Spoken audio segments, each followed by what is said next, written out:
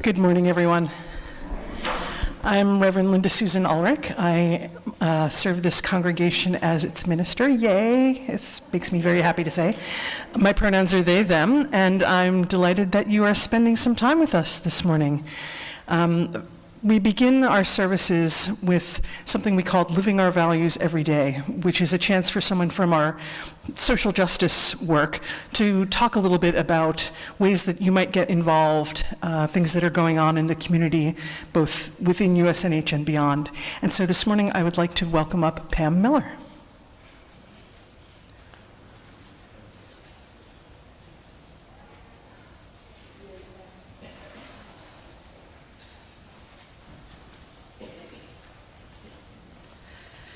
Good morning. I'm Pamela Miller, here today representing the Women Empowered Task Force. In the last 2 years, much has happened in the world to drive what some consider to be less important issues out of the mind. The latest news from Ukraine even seems to have relegated COVID to the lower rung of concern. I'd like to take some time this morning to remind you of one of the topics that's less frequently in the news these days. March is Women's History Month. March 8th is International Women's Day. The fight by fanatics to put an end to reproductive freedom for all goes on every day of every year. Reproductive rights will always be important to me. I remember the days before Roe v. Wade. I graduated from high school in 1973, along with 3 female second cousins. I was the only one of the 4 cousins who was not pregnant that June. The entire class numbered around 125 students, and at most 10% went straight on to college. I can't begin to guess how many hastily arranged weddings took place that summer. While the Supreme Court decision of Roe v. Wade guarantees a woman's right to make her own decision about carrying a pregnancy, a new Supreme Court has allowed states to infringe upon the right, essentially at will. I'm confident that Connecticut will do what it can to avoid what I consider to be a form of child abuse. These other states are taking increasingly bold actions in the confidence that they can do so with impunity. The Women's Health Protection Act of 2021 has passed in the U.S. House of Representatives, but seems destined to die in the Senate. Excuse me. Multiple states have passed so-called heartbeat bills to prevent abortion well before a fetus reaches viability. The number of bills introduced in state legislatures with a wide range of restrictions on care options is astounding. Guttmacher.org can provide details on actions taken in Texas and other states. The Women Empowered Task Force has been largely inactive since the outbreak of the COVID pandemic, but will resume activity if there is interest in this community. Can you do anything to influence state legislatures across the country? Do you know people in states where these unjust laws are being considered? Are you willing to contribute to organizations that will help women travel to obtain care that they need? The Social Justice Council will soon distribute a link to a survey asking what areas of social justice are of interest to you. This will include questions about anti-racism, environmental justice, voting rights, reproductive rights, and other areas. Please let us know if you have concerns about reproductive freedom, equitable maternal health care, or other issues that have not been addressed by Connect or social justice task forces at USNH. We all need help to maintain our energy in difficult times. We hope that this sharing will make people feel pride and empowerment in being part of a faith community that is striving to take action to make life more just for everyone. Thank you.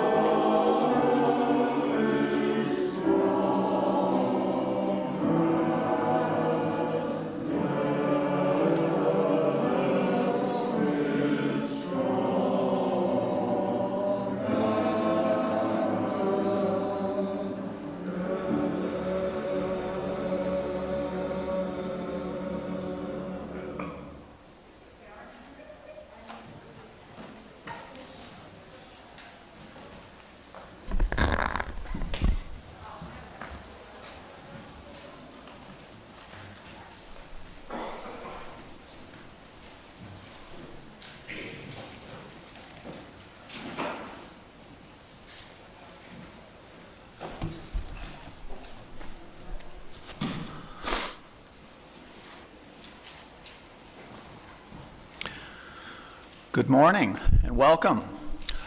It's not often I get the chance to make a mistake before I've even said a word, but today's the day that happened. So now that I've got that behind me. My name is David Jones and my pronouns are he, him, and his. I'm a member of the worship committee and I'll be your worship associate this morning. Joining me in the service with Reverend Linda Susan will also be our music directors, Jeff Doma and Erica Schroth, and also our associate music director, the inimitable Bill Braun. We have a very special guest this morning, Artemis Simerson, who is joining us as our guest violinist. And of course the choir is our regular special guest. Thank you all. Whoever you are, whomever you love, wherever you are in your life's journey, you are welcome here. Welcome to this live and live streaming service of the Unitarian Society of New Haven. We are a diverse, multi-generational faith community that inspires lives of compassion and generosity, nurtures spiritual growth, cultivates transformative connections, and creates a more just world. This is a congregation that believes Black lives matter, that every person has the right to affirm their own gender identity and expression, and that all people are inherently worthy. If you're joining us for the first time, we're so glad you chose to spend this time with us. The email address of the membership team is membership@usnh.org, and you can visit us at usnh.org to find out more about us. Also, if you are first-time visitors or new enough to have questions about Unitarian Universalism, join us today in the library for our monthly visitors chat immediately following the service. In other announcements, next Sunday, March 13th, you will have an opportunity to reflect further on the themes of faith raised in Marship worship services on Renewing Faith in the listening circle sponsored by the Covenantal Relations Committee. The circle is after the March 13th service at 11:30 in the social hall, which is through the doors at the back there, and newcomers are especially welcome. Next Sunday will also be the start of daylight savings time. Remember to set your clocks forward 1 hour on Saturday night. Okay, for this next announcement, I want you to remember I'm just the messenger here, okay? So just remember that. There will be no coffee served today due to the rain outside.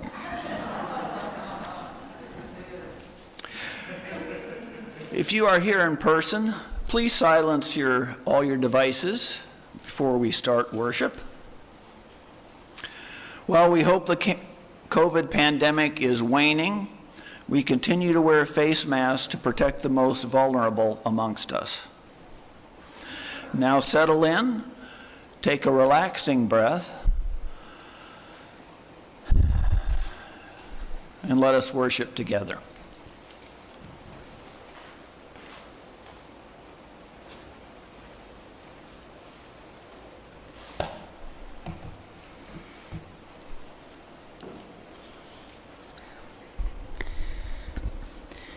Today's call to worship comes from the musician Nick Cave. Is this world cruel?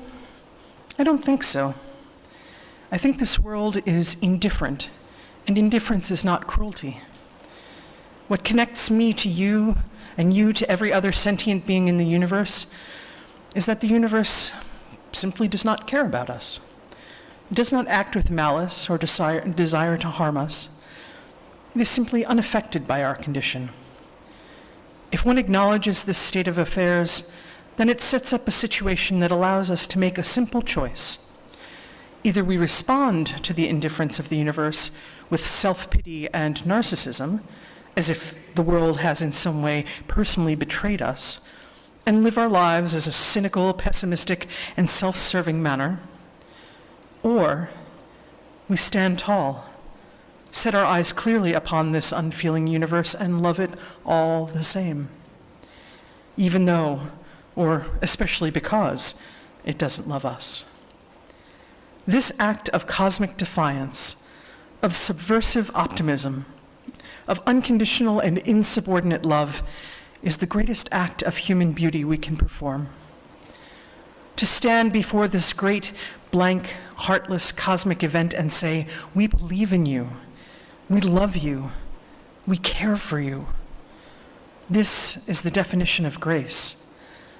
We create our own divinity, our own godliness through our ferocious need. We yearn the heavens awake. And if we are quiet, in prayer or in meditation, sometimes we can feel the heavens stirring, breathing our fragile and reckless love back through us.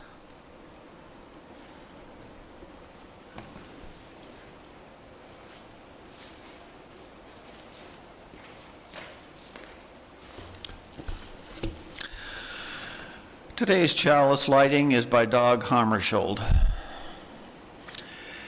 Each morning, we must hold out the chalice of our being to receive, to carry, and to give back.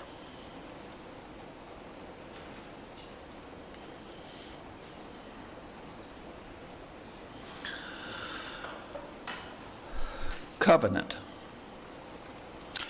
Covenant lies at the center of Unitarian Universalism, who gather in community. We are united not by a particular set of beliefs, but by the promises we make about how we will be together, how we will treat each other, and how we will seek to mend relationships when we fall short of our aspirations. Each week, we recite together a brief version of our covenant. I encourage you to read the full covenant on our website. While the following words express our intentions in writing, our true covenant lives and breathes in our actions. Please join me now in reciting the words that appear in your order of service or in the chat on the live stream. We covenant together to create and nurture a culture of respect and kindness, and to engage in the spiritual and everyday practice of loving more generously. To this end, we will strive to be open, value differences, listen deeply, use kind language, speak our truths, work with conflict, seek humor and joy.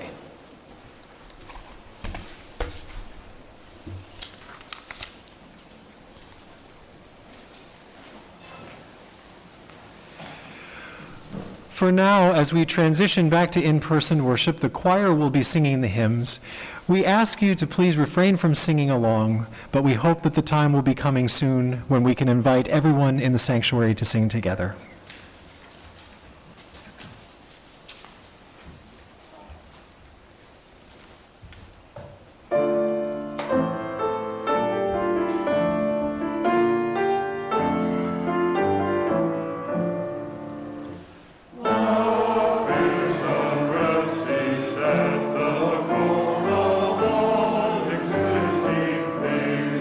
It was the eager wish to soar.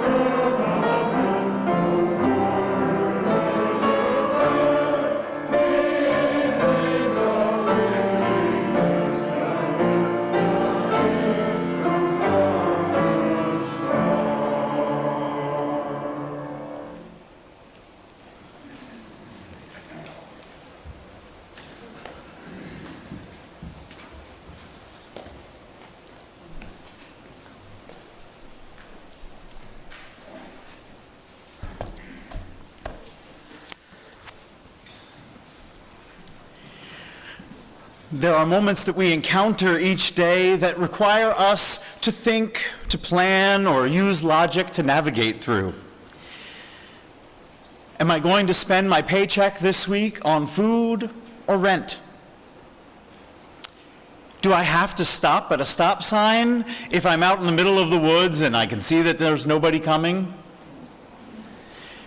Is this pain that I feel something I need to call a doctor about or just work my way through? Those are not the kinds of moments we're going to talk about here this morning. Today we're going to really jump into the idea, and I said jump, yes, of leaps of faith moments. The times when, for all the logic that you apply to your situation, you're sure that there is no clear answer. I read a lot about leaps of faith, and I'm sure many of you, as soon as you hear the words leap of faith, can sort of think about those moments. You know, there was that moment in Indiana Jones when he had to sort of put his foot out and almost go over the cliff. There are plenty of examples from the Jewish and Christian scriptures, from Abraham and Isaac to Daniel in the lion's den. Also in Hindu texts, when Sita had to jump into the fire. Buddhist texts in which Zen students have to give themselves over completely to their teachers, in mind and spirit, never knowing if they will truly reach a point of nirvana. Your lives are full of leap of faith moments. For me, the decision to move to the U.S. from Costa Rica just about 10 years ago. Small decisions like, at what exact moment am I going to zip out onto the Merritt Parkway when I can't really see around that bend at exit 61?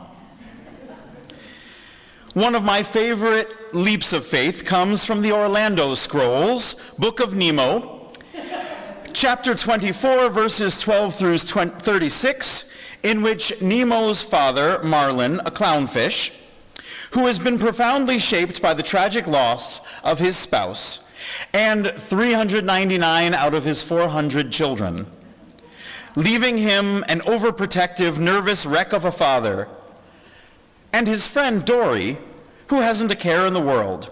They find themselves inside the mouth of a whale. In the scene, the water is draining from the whale's mouth. Marlin sees this and goes, "The mouth is half empty," and Dory says, "I think it's half full." Marlin begins to assume that the whale is about to swallow them both without an afterthought. Dory says, "I think I understand the whale," and she starts speaking whale. I'm not going to try to do my impression here, but she starts to speak whale, and she says, "I think the whale says, just let go and move to the back of the throat." Marlin says, "Of course the whale wants us to move to the back of the throat. It's just going to swallow us." And Dory says words that echo in my mind over and over again. It's time to just let go. And of course, Marlin says, "But what happens if it's not what we think? What happens if we're not going to get saved? How do we know things will be okay?" And Dory says, "Of course, we don't know. We're just going to let go." One other quote from that scene that I think sometimes gets overlooked, and I don't have the exact words that Dory says, but when Marlin is saying, "How do we know it's going to be okay? I've got to go find my son Nemo. He needs my protection. I need him. I need to stop him from doing the crazy things he's doing." And Dory says something to the order of, "If you stop him from doing everything, then he'll never do anything." Now, that's something that, as a father, has been a real dilemma for me. To what degree do I intervene in my children's lives to stop them from doing the things that I think perhaps they shouldn't be doing? This week, in thinking about this story and those words, there was something I read a while back by Soren Kierkegaard that came to me. He said, "To dare is to lose one's footing momentarily. Not to dare is to lose oneself altogether." So, should we be like Marlon or Dory? Should we apply logic and faith to our lives?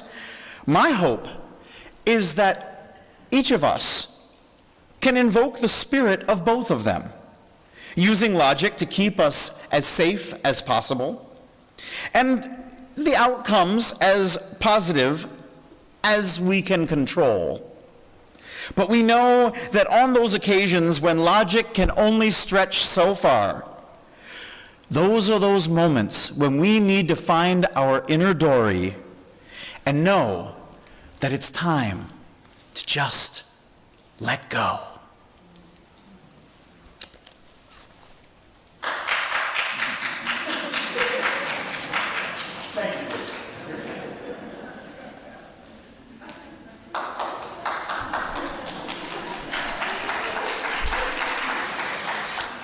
Folks, our Director of Religious Education, Jesse Grice, who I forgot to mention in the preamble there. I'm just stumbling all over myself, so.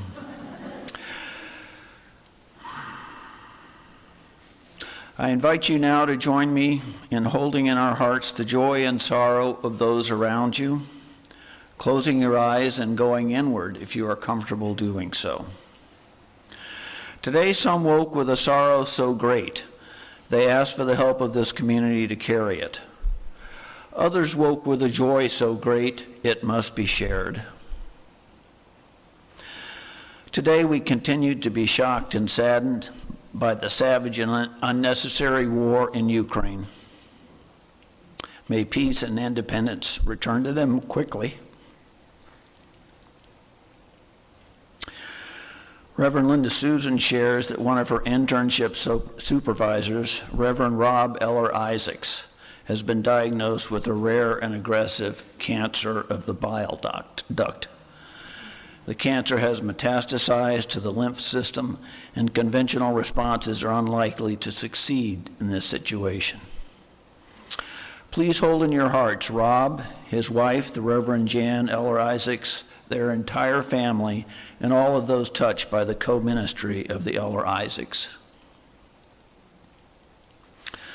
We are pleased to report that Greg Seaman had a successful surgery at Smilo Cancer Hospital to remove a cancerous cyst from the top of his head last Wednesday. The surgical team and staff were all women, and the staff sang a show tune as all went into the operating room. Smilo Care goes above and beyond. Pat Perkins reports that she is home from the hospital following very successful surgery. She welcomes cards and emails, but no phone calls at this time. She thanks everyone for their support during the long wait for this to happen. Joyce Sullivan has been struggling with back pain for several months. She took a sharp turn for the worse several weeks ago and was admitted to the Willows in Woodbridge. She will likely be there for a couple of weeks and welcomes calls, visitors, and cards. Please call before you visit. She can be reached at 203-387-6168. The Soderholm family would like to share the difficult news that Kai Soderholm, the grandfather of Caitlin, Elizabeth, and Willow, the father of Carl and Heidi Hashhagen, and the husband of Tony, died on February 23rd. He lived a full life of 86 years and gave so much to his family and to those around him. Feel free to share love with your family and to those around you in his honor. For the joys and sorrows that have not been spoken, but which remain in the silent sanctuaries of our heart, we bear witness.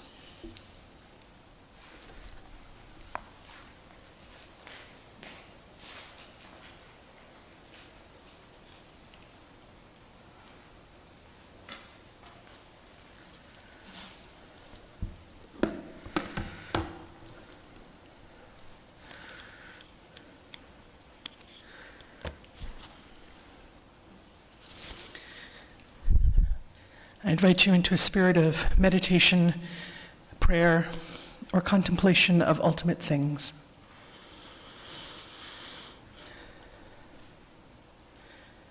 We yearn the heavens awake, and if we are quiet in prayer or in meditation, sometimes we can feel the heavens stirring, breathing our fragile and reckless love back through us. I don't agree with everything that Mr. Cave wrote in the call to worship, but this is alive to me. We yearn the heavens awake. I invite you now to turn inward, to listen to the sound of the rain, and to feel the heavens stirring, breathing love back through us. Let us hold the silence together.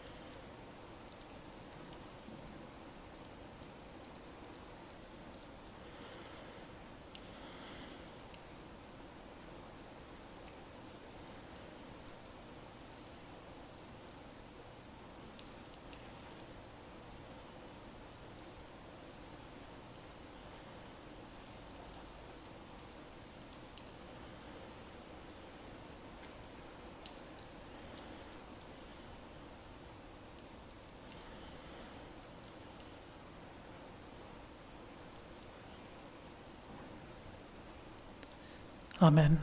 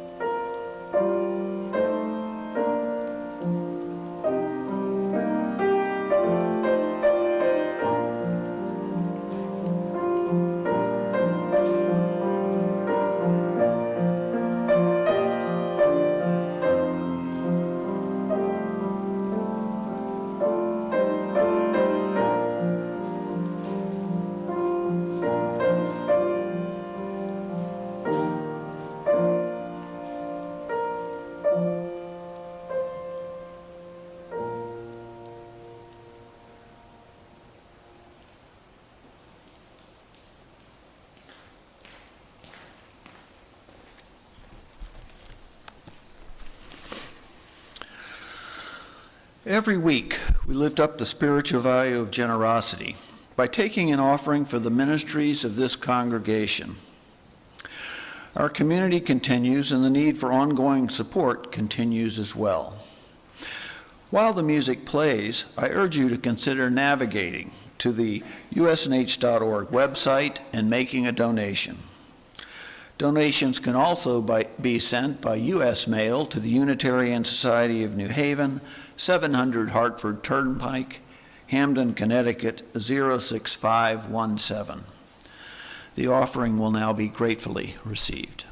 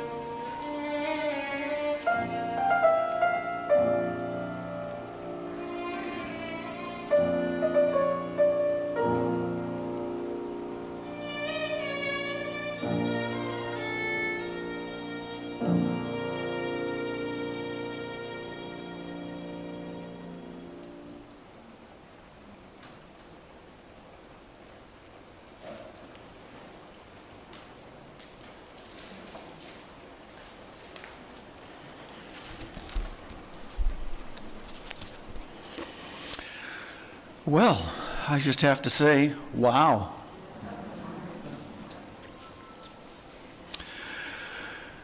Today's reading is The Parable of the Trapeze by Deneen Perry. Sometimes I feel that my life is a series of trapeze swings. I'm either hanging on to a trapeze bar, swinging along, or, for a few moments in my life, I'm hurtling across space in between trapeze bars.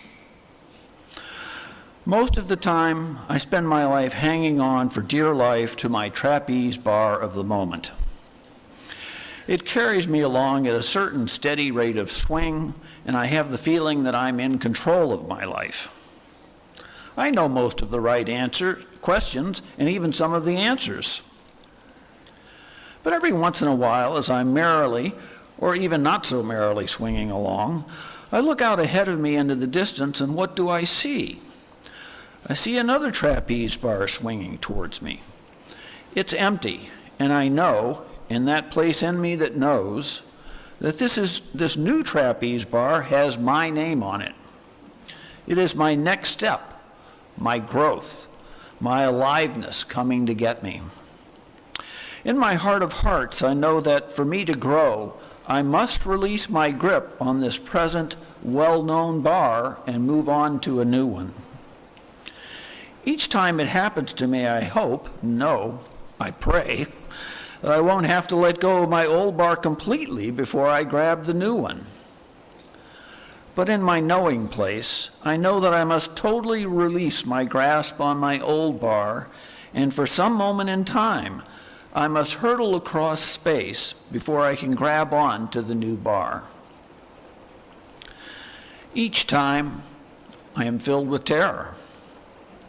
It doesn't matter that in all my previous hurdles across the void of unknowing, I have always made it. I am each time afraid that I will miss, that I will be crushed on unseen rocks in the bottomless chasm between bars. I do it anyway.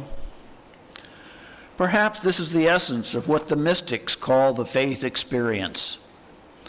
No guarantees, no net, no insurance policy, but you do it anyway because somehow to keep hanging on to that old bar is no longer on the list of alternatives. So, for an eternity that can last a microsecond or 1,000 lifetimes, I soar across the dark void of the past is gone, the future is not yet here. It's called transition. I have come to believe that this transition is the only place that real change occurs. I mean real change, not the pseudo change that only lasts until the next time my old buttons get pushed. I have noticed that in our culture, this transition zone is looked upon as a no thing, a no place between places. Sure, the old trapeze bar was real, and that new one coming towards me, I hope that's real too. But the void in between? Is that just a scary, confusing, disorienting nowhere that must be gotten through as fast and as unconsciously as possible? No! What a wasted opportunity that would be. I have a sneaking suspicion that the transition zone is the only real thing, and bars are illusions we dream up to avoid the void where the real change, the real growth occurs for us. Whether or not my hunch is true, it remains that the transition zones in our lives are incredibly rich places. They should be honored, even savored. Yes, with all the pain and fear and feelings of being out of control that can, but not necessarily, accompany transitions, they are still the most alive, most growth-filled, passionate, expansive moments in our lives. So, transformation of fear may have nothing to do with making fear go away, but rather with giving ourselves permission to hang out in the transition between trapezes. Transforming our need to grab that new bar, any bar, is allowing ourselves to dwell in the only place where change really happens. It can be terrifying. It can also be enlightening in the true sense of the word. Hurtling through the void, we just may learn how to fly. Thus ends the morning reading.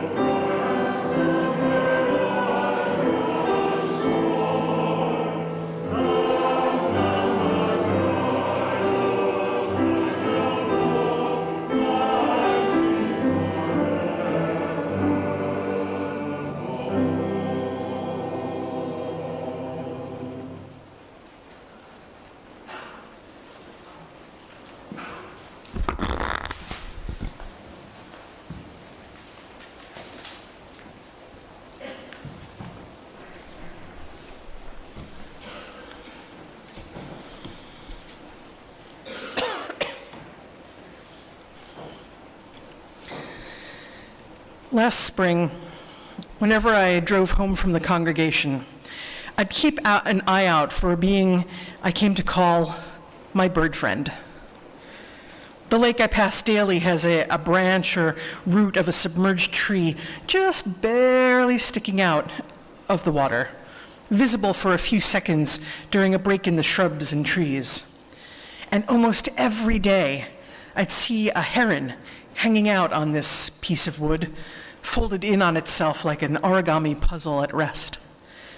Occasionally I'd see a second heron hanging out as well, but my bird friend was typically alone.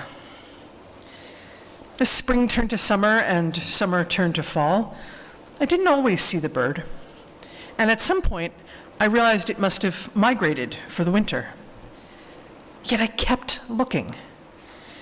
For those few moments edging around the curve with a clear view, I'd search for my bird friend. Even after the weather turned cold, even after the lake was topped with ice, even when my logical brain knew for sure I wouldn't see it. Then one day last month, I came around the corner and saw birds in the lake. But they were a pair of swans, far in the distance. A few days later, more birds appeared. Alas, this time it was a family of geese sitting atop a frozen sheet of ice where the edge met open water. I have no idea whether my bird friend will be back. Perhaps it found a mate and happily settled down to raise a family by some other body of water. Perhaps something happened to it during migration. Even with all these uncertainties, I keep searching. It's an act of faith. As we begin a month with the theme of renewing faith, I want to look at some of the other words that cluster around the concept. A big one, and not a surprising one, is religion. For example, I immediately thought of a well-known phrase from the Christian scriptures. Now faith is the assurance of things hoped for, the conviction of things not seen. But it's wider than that too. As we heard in the parable of the trapeze, faith can be any moment of transition that offers us no guarantees, no net, no insurance policy. But you go through it anyway because somehow keep hanging on to that old bar is no longer on the list of alternatives. Another word in the cluster is belief.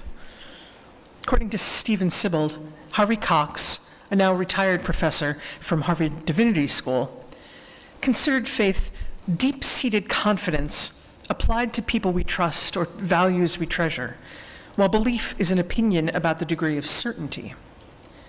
Cox wrote, "Beliefs can be held lightly or with emotional intensity, but they are more propositional than existential. We can believe something to be true without it making much difference to us, but we place our faith only in something that is vital for the way we live. We place our faith only in something that is vital for the way we live." For Cox, faith starts with awe. It begins with a mixture of wonder and fear all human beings feel towards the mystery that envelops us. But awe only becomes faith only as it ascribes some meaning to the mystery. Trust is a word that comes very close in meaning to faith, though I also appreciate how Heather Lee Mitch examines their differences through the lens of relationship.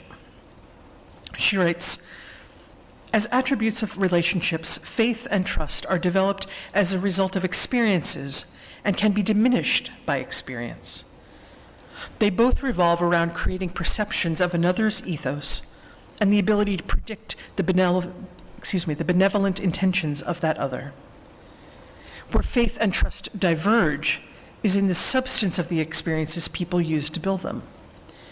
Usually in situations that build or violate trust, those experiences can be related to others with similar values and observed by others not in the relationship. On the other hand, situations that build or violate faith are intensely personal and not necessarily experienceable outside the individual's own set of values and worldview. And hope often gets paired with faith as well. Both have an open-ended quality to them, though I see hope as building something underfoot, while faith already has something underfoot. That meaning we ascribe to the mystery, whatever the thing is that is vital to the way we live.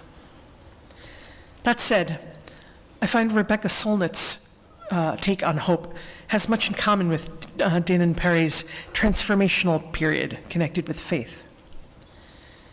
In her extraordinary book, Hope in the Dark, Solnit writes, "Hope locates itself in the premises that we don't know what will happen, and in the spaciousness of uncertainty is room to act. It's the belief that what we do matters, even though how and when it may matter, who and what it may impact, are not things we can know beforehand. We may not, in fact, know them afterward either, but they matter all the same. And history is full of people whose influence was most powerful after they were gone." This notion that our actions matter, whether or not we know the outcome, echoes many strands of thought that have been prominent in Unitarian Universalism. It's central to humanism, which asks each of us to take responsibility for creating a just world and reducing the suffering of others. It's a key premise of what's known as radically realized eschatology in Christianity. Eschatology, I think I've mentioned in a previous sermon, is the theological term for speaking of final things. And radically realized eschatology begins, as Reverend Dr. Rebecca Parker notes, with affirming that we are already standing on holy ground. There is no land promised to any of us other than the land already given, the world already here. And in the work that reconnects, developed by scholar, Buddhist, and eco-philosopher Joanna Macy, invites us to embrace uncertainty and to transform all of our institutions on behalf of all humans. Solnit also highlights the importance of the stories we tell. She notes that changing the story isn't enough in itself, but it has often been foundational to real changes. A victory doesn't mean that everything is now going to be nice forever and we can therefore all go lounge around until the end of time. A victory is a milestone on the road, evidence that sometimes we win, and encouragement to keep going, not to stop.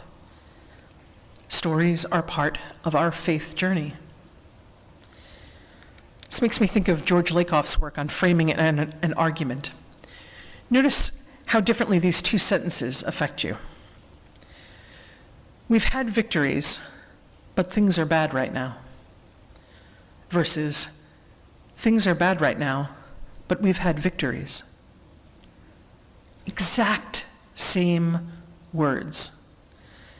But one leaves you demoralized, while the other offers hope. Solnit observes, and I love this, despair is often premature. It's a form of impatience as well as certainty. That's why places like this congregation are so vital. Because one of the things that faith traditions do very well is preserving stories over time. That's how we have the story of the Buddha reaching enlightenment under the Bodhi tree, and the story of Jesus disrupting empire, and the story of Raven collecting fire to keep the people warm, and the story of African slaves embedding escape instructions in songs. Memory produces hope in the same way that amnesia produces despair, wrote theologian Walter Brueggemann. When it comes to renewing my faith, I often remember the history of the LGBTQ community, especially when the news gets harrowing. I'm fully aware of how many trans women of color get murdered and the ways trans kids are being targeted. The statistics on sexual assault of bisexuals are all too familiar. I know that lesbians lose their children and gay men get fired just because of who they are. We still have lots of work to do.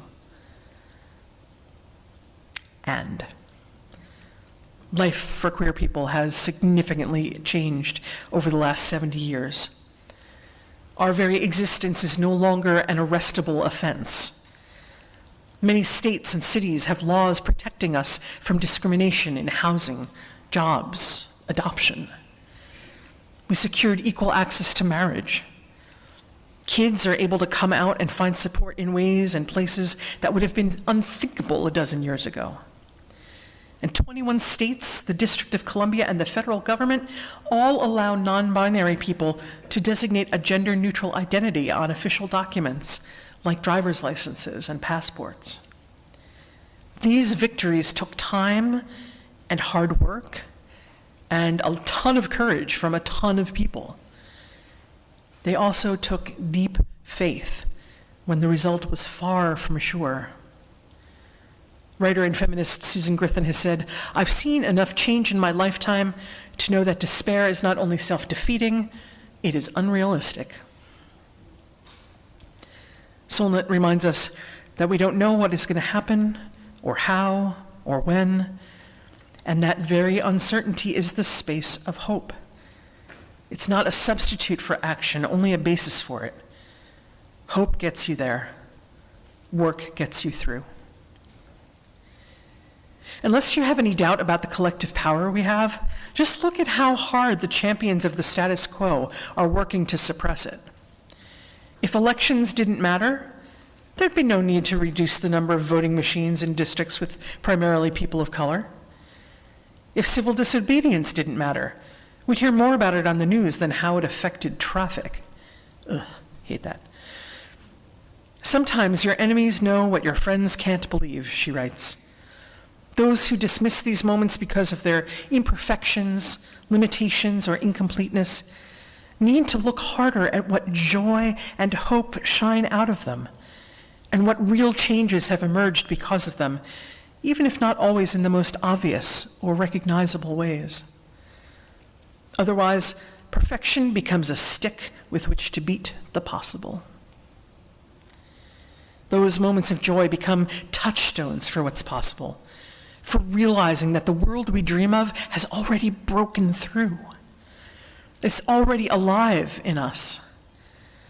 We can remember that reality in our bodies and keep coming back to it, knowing that we need not dine upon the toxic stew of powerlessness and gloom that others would feed us.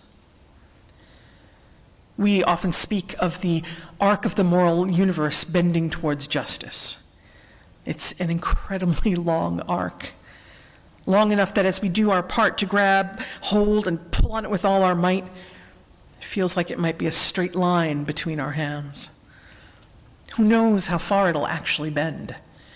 Maybe we've gotten it as far as it'll go. But we hang on anyway, because as long as we're alive, we can act. Indeed, it's acting in concert with others that makes our faith something that renews us. The enormity of what's happening right now, the invasion of Ukraine, COVID-19, climate chaos, just to name a few, is more than any individual can process. According to Joanna Macy, we need to sit together, grab each other, and be together as we even take in what's happening, let alone how we respond. Our experience of moral pain for our world springs from our interconnectedness with all beings, from which also arise our powers to act on their behalf. When we deny or repress our pain for the world, or view it as a private pathology, our power to take part in the healing of our world is diminished. Only when we allow ourselves to experience our feelings of pain for our world can we free ourselves from our fears of the pain, including the fear of getting permanently mired in despair or shattered by grief. This links back to all our relations, which I spoke about last week. Reconnecting with the world of which we are an inescapable part also reconnects us with everything that's vital to the way we live. In other words, to our faith. So I'll keep searching for my bird friend and the sense of belonging I feel when I catch sight of it. I'll savor this transition time as I await spring and the waves of migration northward. That piece of wood in the lake remains empty for now, but the outcome hasn't been written yet. Perhaps as I hurtle through the void, looking for the next place to grab hold. Like my bird friend, I'll also learn how to fly. Amen, Ashe, and blessed be.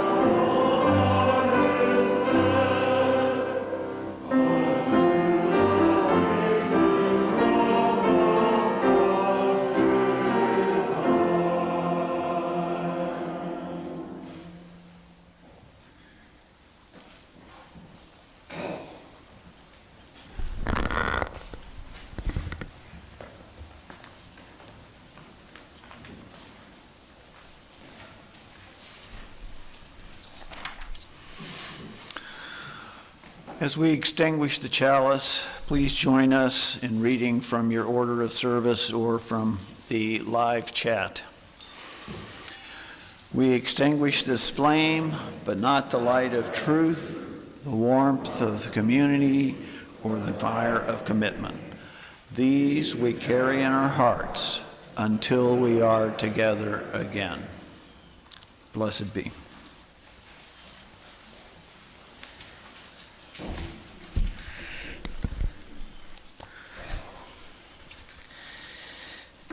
Friends, we all have faith in something, even if it's something unnameable, unobservable, something we're uncertain about ourselves. But there is a deep knowing that comes with that place in you that knows, that sees that trapeze bar coming. Know that it is trustworthy when you hear its voice. Let us go forth with courage and with kindness and be a blessing to this broken and beautiful world. Amen.